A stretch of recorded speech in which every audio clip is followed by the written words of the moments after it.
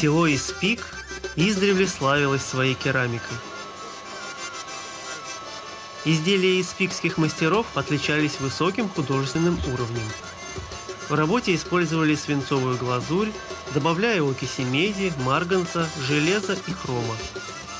Обжигали изделия особым способом в специальной глиняной печи. К сожалению, сегодня секрет изготовления полностью утерян. Сейчас образцы испикской керамики можно увидеть только в музеях Махачкалы, в Эрмитаже, в Московском музее народов Востока и в других музеях мира.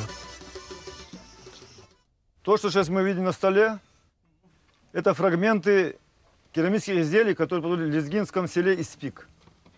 Вот откуда, кажется, происходит само название испикская керамика.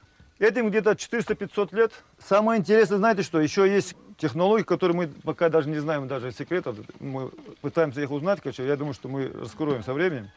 Вот, очень интересные узоры такие. Вот. Видно, так твердая рука художницы, которая разрисовывала, да? Самой ценной находкой, я считаю, своей вот подставка. Покрытое изделие ставилось на треножник, подставку, и ставилось в печь.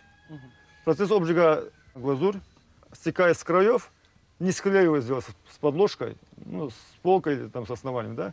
И так сохранялось изделие. Первую печку, где мы произвели экспериментальный обжиг первых изделий испикской керамики. Вот. Цель нашего мероприятия – возрождение известных на весь мир испикских изделий. Мы хотим этот секрет восстановить, возродить промысел.